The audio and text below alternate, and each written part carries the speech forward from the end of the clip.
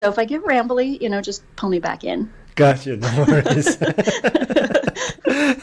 No problem.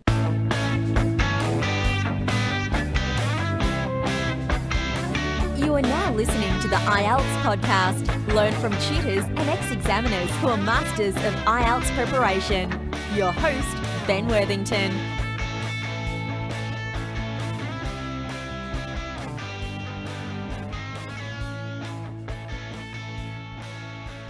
Hello there, IELTS podcast students. In this tutorial, we're going to speak with a pronunciation expert, and she's agreed to join us for an interview, and we're going to talk all about pronunciation. We're going to talk about why you might struggle under exam conditions, the fastest way to improve, and yeah, there's just going to be a lot of tips to help you progress with your English speaking. So welcome to the podcast, Amanda. Hi, great. Thank you so much for having me, Ben. You're welcome. So could you tell us a bit about yourself, about your site, and why you chose pronunciation? Well, sure. I live in Seattle, Washington, in the United States. So my pronunciation is very American English. And I started the website Pronuncian.com, I think back around like 2006 or so. And it really focuses on American English pronunciation and the sounds of English, some other patterns of English that non-native English speakers would really need, in order to give them a lot of free resources to go and start learning things on their own. Excellent. And we're not even into the first question yet, but I'm going to go a bit off-piste. And just one thing that just popped into my mind now was that in England, the received pronunciation accent is Cambridge, Oxford, around that area. That's like supposed to be the most neutral. And in the US is which are the cities or regions which are standard American pronunciation? That is such a great and unanswerable question. And it's something I hear a lot. A lot of people say, where do I want to sound like? And, no matter where you're from, you have an accent when you compare it to other people that are from somewhere else. And the United States never figured out how to say, hey, England, Britain, UK, they've got this received pronunciation. It's a standard. It gives somebody to strive for and teach to. The United States never established that, which makes it really pretty tough for people trying to deal with learning American English pronunciation. So the way that I teach is not so much region-based or city-based, but the dictionary will always show you, here's how the majority of people say this word, and here's how other people might say it. And it doesn't mean that all people say all of those words the same, but if you pick anybody in the United States from anywhere, there's a likelihood that this is how they say that word. That being said, there's a different word they might say differently. So that's the way that I have chosen to deal with the fact that we don't have a good standard here, is what the dictionary says is most common. Wow, that's interesting. I never knew that. And just, I know this is in your field, but about with regards to Canada, is it the same situation?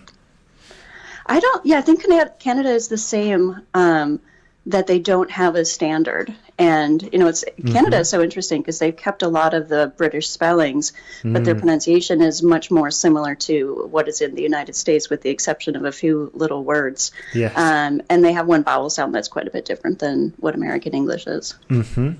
Yeah. Oh, wow. Yeah. I wonder what I'm going to check on about Australia as well. And yeah. That's my night set up for tonight. That's what I'll be doing for the rest of the evening. But okay, so let's move on. Why did you choose to specialize in pronunciation?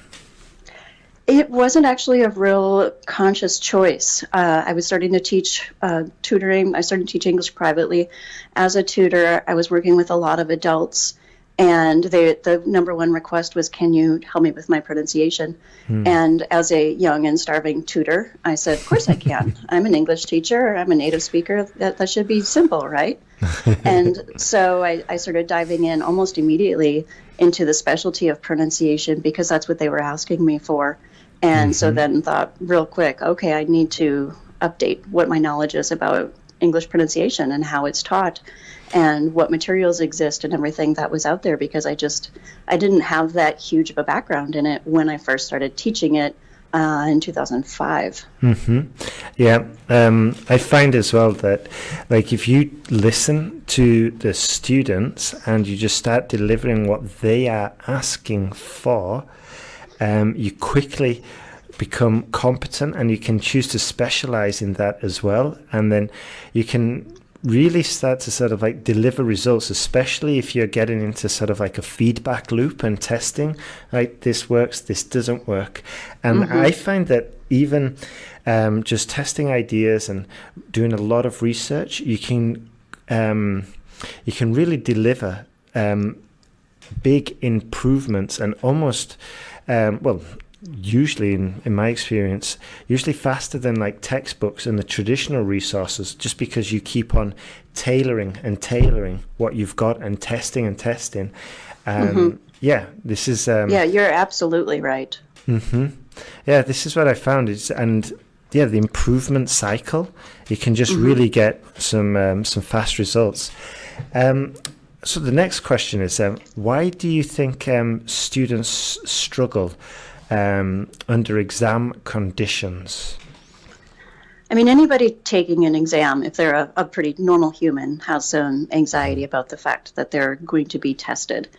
And as soon as anxiety kicks in, things that you used to know tend to disappear. And the lower the skill level is in something, the more quickly it disappears. And so if you're taking this exam and you're trying to focus on your content, whether you're speaking or you're writing, and you're going, okay, I need to answer this question, you're trying to create all of the vocabulary that you need, and then you're trying to put verb tenses in order that you know very well. And then sometimes pronunciation can be the one thing that, because you don't have that muscle memory built up, it can disappear on you. And you could say things that you would never have expected you would say. I haven't made that mistake in forever, and now I did it. Well, your brain is very busy during an exam. And so the more that you have that muscle memory in place of how to pronounce a word, the less you need to think about that, and the more mental energy you can devote to answering this exam question. Absolutely. So if you've got your pronunciation up to scratch and up to such a level where it's almost autopilot, then you can free up resources and focus on other parts.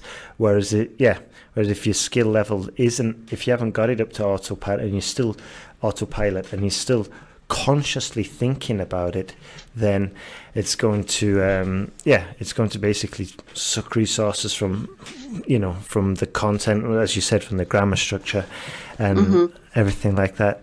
And just going back to what we were talking about before, when we're talking about studying and preparing exercises for the students, what exercises have you found for like a real fast improvement for the students? What could they do?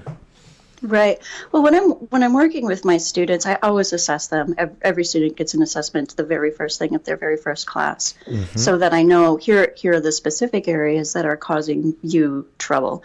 I never want to assume, hey, every non-native English speaker has this problem, so let's just work on it. I focus on, here's the problem that you're making that is going to make the most people go, huh? Or give you that look where you realize they didn't quite understand you. And so we focus on whatever that is first. And so if it's a certain set of sounds, it's that. If it's syllable stress, it's that. Maybe they're very fluent already, but their speech sounds a little bit choppy because they're not blending from word to word and linking. And so then we'll start with that. If it's an intonation error, then we'll go there. But for the majority of my students, it seems that their miscommunication comes from sounds that just don't exist in their first language. They might not even know that those sounds exist in any language. And so a good introduction to that, here's a sound, here's all of the words that, not all of them, but here's a good set of words that it's in. And we do a lot of drilling similar to speech pathology. It's somewhat language class, but it is also really a nuts and bolts skill.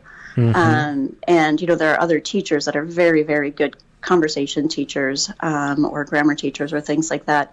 But what I focus on are those really tiny little things that often come once a person is already fluent enough in a language where they're starting to take tests in that language. Interesting. 2 points that I want to drill down into. The first one was you give them an assessment. When you're doing the assessment, is it like a list of 50 sentences, and then you'll maybe circle, you've got a copy, they're reading it, and then you're just circling, okay, this was right, this was wrong, this was right. How does that assessment, or is it just a free conversation? I mean, how do you conduct that assessment?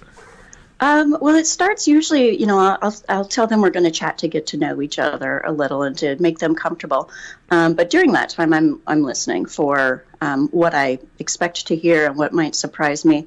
As I'm sure you know, different language groups tend to cluster in errors that they make. So if I have a person from a certain language group, yes, this is probably going to happen. So I'm listening to see if that does that, if they create those errors when they don't know they're being assessed. And then from there, we go on to a scripted assessment that goes through all of the sounds of English through a pretty extensive list of words, and then sentences where I'm listening for linking and blending and contractions, stress, and then paragraphs where I'm listening for stress and intonation. I see. And then also there could be something when they know they're reading a single word, they're at their best. And so it'll be like, okay, they said that word really well here, but they didn't say that word correctly when we were just chatting, or when it was in a paragraph, they didn't say it. So that's a clue to me that there's a habit that they have established, but they know how to say it, and our job is to fix the habit so that they don't have to think about how to say that word anymore. It just comes out more naturally through a lot of repetition and drills and things that can seem to go on for a long time sometimes, but that's how we rebuild muscle memory, just like if you're playing an instrument or a sport. Interesting. So it's a mixture of sort of like a conversation, whether they're getting reviewed, and then it follows to sort of like a structured test procedure with the words, like you said, and the sentences, and also the different features of pronunciation, such as the stress, and the specific sounds. That's really interesting. And the drills, could you explain more about the drills? I'm a big fan of drills because I know they're really effective. Yeah, I know that they're really effective. And that's so good to hear. Yeah, I used to work in one academy, and it really, before I worked there, I thought it was like a cult, right? Because because all they did was drills, and I went in there once, and like eventually I did join and I did become a teacher there, but they would right to get the pronunciation and the grammar structures, they would do a question, affirmative, negative sentence. Okay, so it started off with, are they playing? They are playing. They aren't playing. And then we'd go on to the next verb and the next person. Is she writing? She is writing. But there's like 11 kids all at the same time doing this. And it's like, we do this with like, I don't know, we had 7 different people, sort of he, she, it, and then about 8 different verbs, play, write. And we go through all the tenses and like a whole class of about 12 students.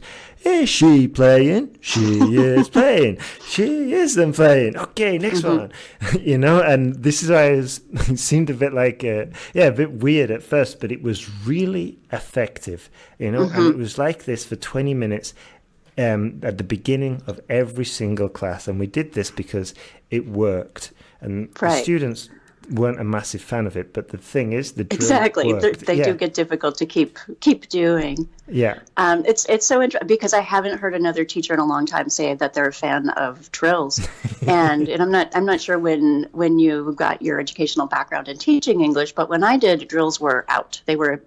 I mean, we were specifically told don't do drills. Everything should be communicative learning, and I had immediate pushback because I thought, and I was already teaching. I was tutoring before I actually finished my English teaching certificate because I was teaching privately. And so I was already seeing results from drills at the same time as all of my teachers were saying never do drills. And I thought, but how do they learn this? How, it's like they have a purpose. And I think what it was pushback from earlier decades where everything was drills. Well, you don't learn a language from drills. You perfect a language from drills, and you increase your recall through drills. But of course, you're not going to actually become communicative in a language if all you do is drills. Exactly. So I think there's a place for both. And so we bring in, with my students, we do a lot of drills, but then for a lot of them, the last 10 minutes of class is a conversation where I'm correcting them, every sentence. I have a correction for them, and I only correct them on skills that they've already learned. Otherwise, it's very overwhelming if you're a learner to be corrected on things you don't understand. But so I'm correcting them on the skill that we just learned so that they can realize the words that they use or the sentence structures that they use that those skills help with. Go ahead. No, I was just going to say I'm in total agreement with that the drills, they're effective, but if you do a 90-minute class with just drills, the students are going to hate you, They are. So you need to find this balance, but at the same time, we can't just throw them out because the student finds them boring. They are effective, and they, in my experience, they're just very effective and they work, but we do need to find a balance for them. So so could you tell us what specific drills you do? Is it just words or sentences, or? It depends on what skill they are deficient in. I wrote a book at the beginning of this just because I had to create my own material for students because I couldn't find things online that were adequate for what I felt their needs were. And eventually I just had so many separate lessons. I was like, let's put a table of contents on this and fill in the gaps and call it a book. And so there is one of those it's called Pronunciation Pages. That's for the sounds of English. And that book is really just the sounds.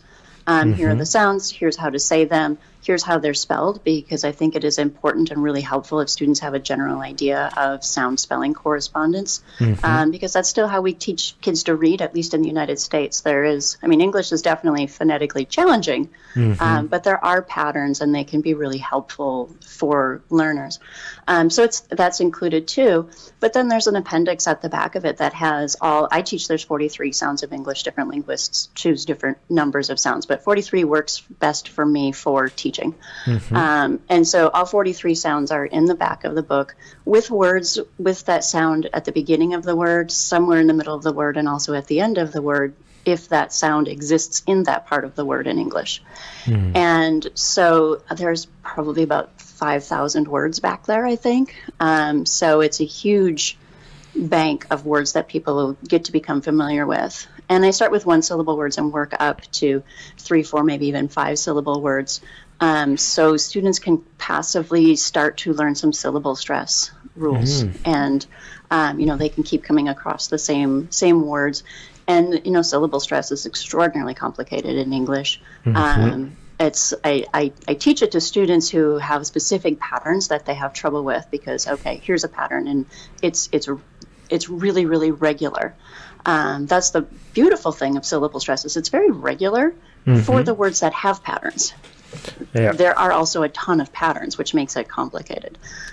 So along with the sound practice, when they're working on that sound, they're also hearing a lot of multi-syllable words to start to internalize those patterns. I see. And could we just do like maybe a practice drill with me now, as if I were the student?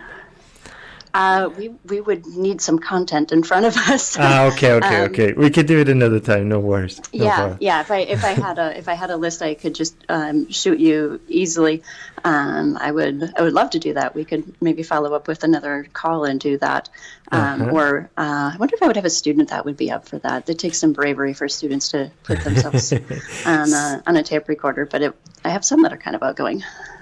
So you say the word and then they repeat it? Is that how it works? It goes a couple of ways. The first time through, I say each word. So there's a list. Say the list is a specific sound in the middle of a word. And there's if 40 words exist with that sound in the middle, the list has 40 words in it. And so the first time we go through, I'll say each word, they repeat each word. Then as soon as we finish that list, they read through again from the beginning to the end. And I correct them on each word that there is. There's audio that also goes with the book. So they go home, they have the MP3 file, and they can practice, listen and repeat with the MP3 file at home. Then they come back the next week. We go, if, depending how comfortable they feel, they'll just try reading it without repeating after me, so that I can see how much they've improved in the last week, and we can start to pick up even more in-depth patterns. Like, you have this problem, but you only have it when it's around an M or an N. And so then we can figure out a deeper pattern, because sound is so strange. It's always going to be tied into their first language, but maybe they have that sound in their first language, but only in very specific circumstances. And so when it's in English in different circumstances, now that's a difficult sound. If we can figure that out, we can extract the sound from the words that they're really good at and plunk it into the words that are more challenging for them and transfer the skill over.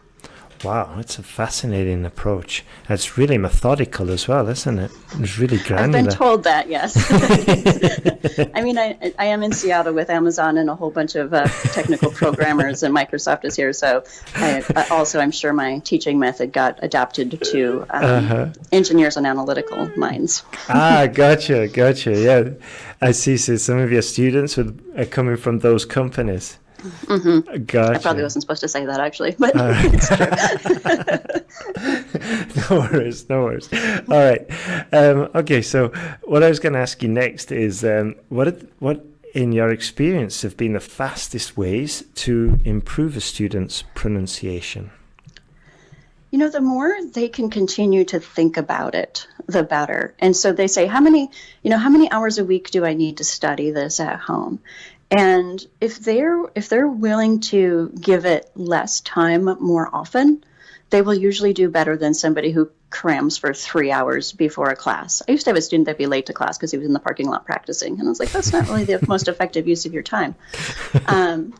But if they can give it practice in small chunks, because there's so many drills, and like we've already discussed, drills are not super entertaining. So if they start zoning out while they're doing their drill, the drill is doing no good at all. So the students who improve the fastest are the ones who spend just 5 or 10 minutes on a specific skill per day. And then from that, if they're able to really dial into things that they're hearing native English speakers do in a scripted format, is always going to be easiest at first. So but not necessarily like watch an entire movie or a TV show, but take 4 minutes of it and print it out and notice all of the things that are going on in that. Notice how often this sound happens, or notice where there was a pause. Notice how this sound changed in this context compared to that context. And so and again, this is my super analytical students, but the more they dive into the details of that and start to self-explore, they come back to class and they have questions. Why did this happen right here? And then that opens up an opportunity to explain why it happens, and also it builds up their trust in the process of this actually is very patterned, and there just happens to be a ton of patterns, but it is patterned. And so once they start to pick up on those patterns and notice them, then they create their own momentum to practicing more and learning more. Also, if they're willing to record themselves, I've done a ton of podcasts and I got used to the sound of my own voice over time. It's almost fun for nobody at first, but being able to do it and hear yourself back again is a great way, because you hear the native speaker you're listening to, and then you hear yourself back, and your brain will pick up, hey, that was different. And if you don't know why, they'll come back to me and say, this is different, but why?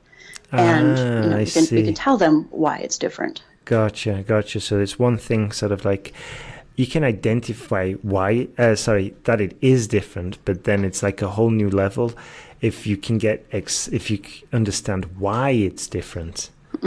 Gotcha. And then just going back to what you said beforehand, and you said just a little bit, 10-15 minutes a day of intense, focused and active study is better than an hour of passive study, just watching a TV program in English. I just wanted to say with that, I completely agree.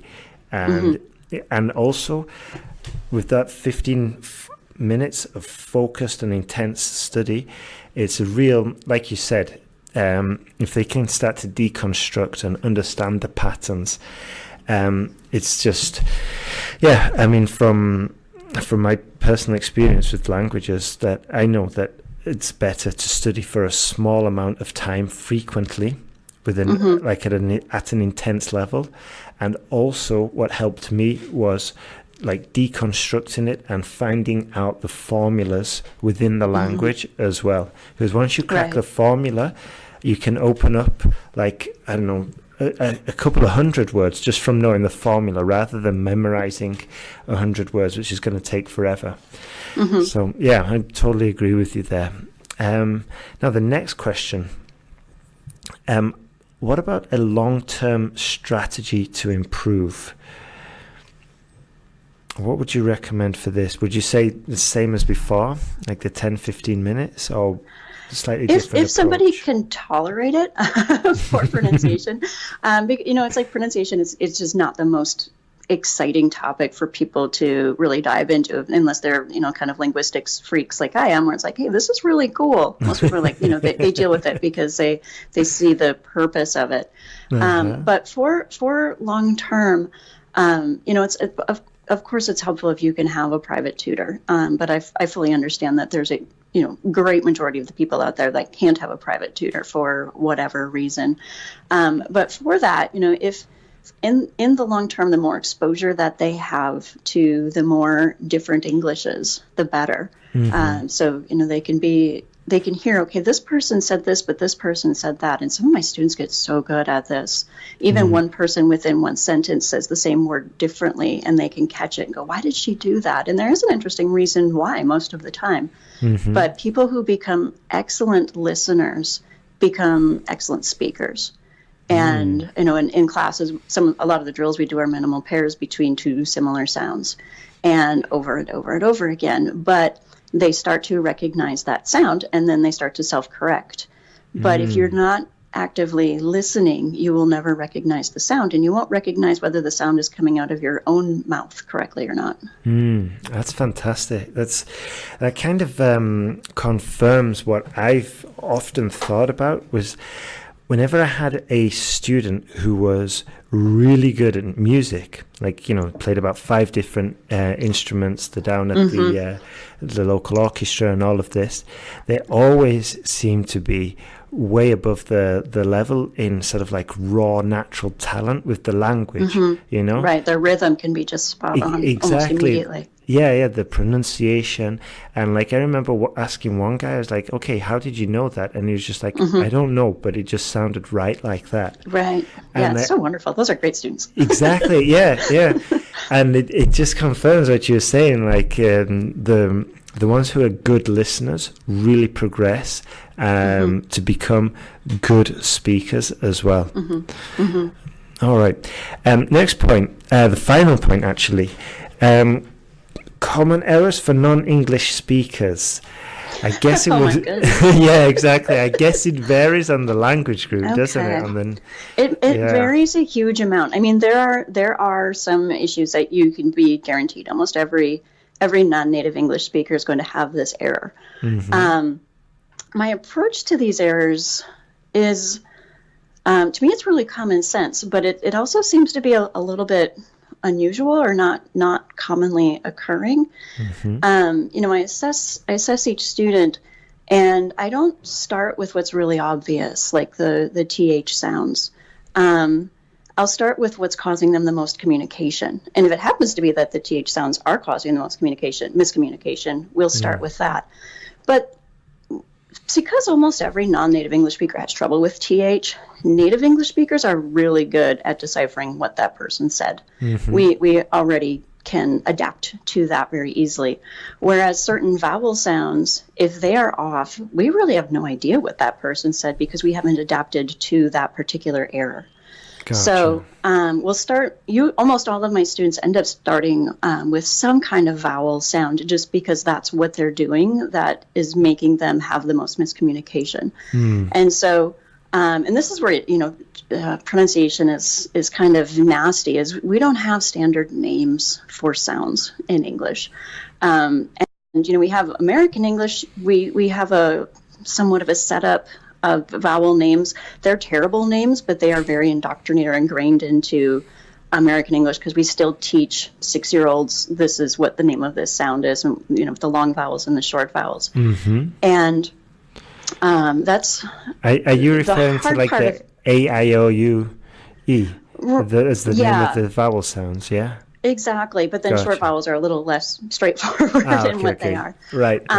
But we have to call them something. Because I can't draw a symbol in the air every time that I need to reference a vowel sound. So I have to have some kind of name for that sound.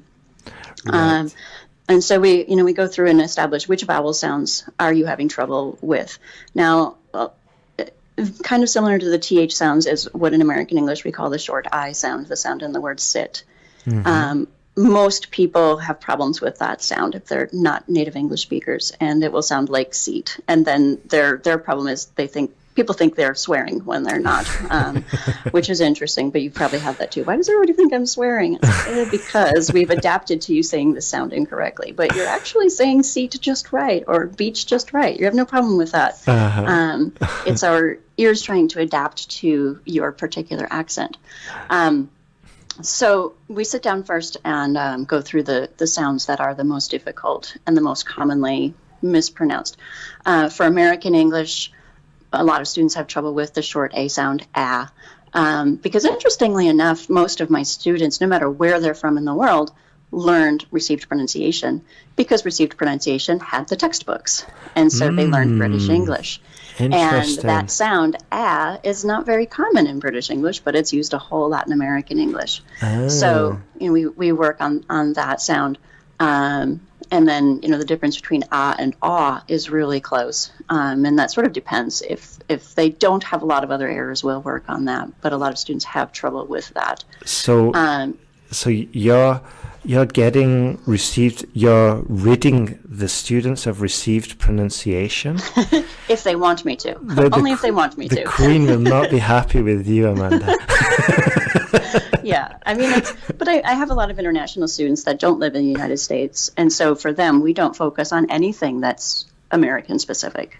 Then it's like, okay, we'll leave our sounds exactly the way they are. We don't touch that then. And so it's only the people that are living here. It's like, okay, we're going to really dive into American English. Gotcha. Well, that's really interesting that they were all brought up with received pronunciation. I never knew that. So many. I mean, even Central and South America, same thing. That's what they learned. Wow, I never knew that. Okay, well, we're coming to near the end now. Is there anything that you think my students would benefit from with regards to pronunciation? Anything that I've missed that you would like to tell them? I think one thing that can benefit any student that's trying to figure out more about pronunciation is to learn how many sounds English has. In whatever version of English they are using. So if it's British English, okay, that. If it's Australian English, okay. But whatever it is, and Wikipedia will tell you, here are the sounds. So learn how many sounds that we have so that you have this inventory and you can start to figure out, oh, this sound was different than that sound. I thought these two words were the same, but they're actually really different. And that starts to tune your ear into what is going on with sounds of English. The other thing is every single time you learn a new vocabulary word, learn which syllable is stressed. It will make your life so much easier later. And I wish every English teacher, and I understand English teachers, they don't have the time and resources to really focus on English pronunciation when they're working with beginner students. But I wish every single word's stress was learned as the word was learned, because that's very learnable and makes a huge difference in being understood in what you said. Absolutely. Well, that's gold, that advice there. As soon as you learn a word, learn the correct pronunciation for it. I think that's I've said similar stuff. I've said similar points before, and I also like the idea of figuring out all the sounds of the English language, and of course the words which those sounds are heard in as well. So that is fantastic advice there, Amanda. Is really useful.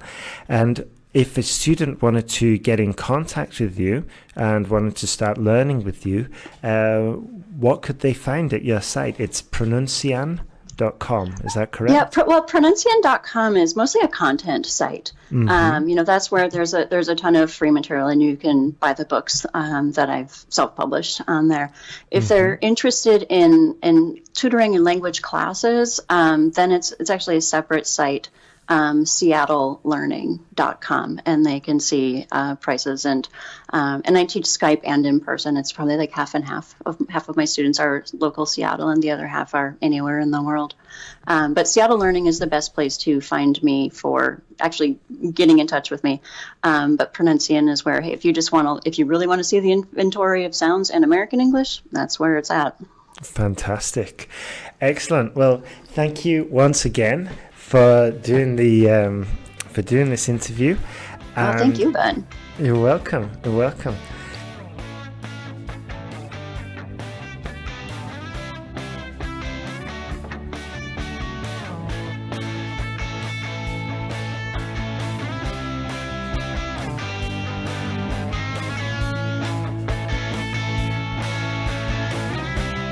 Thanks for listening to IELTSpodcast.com.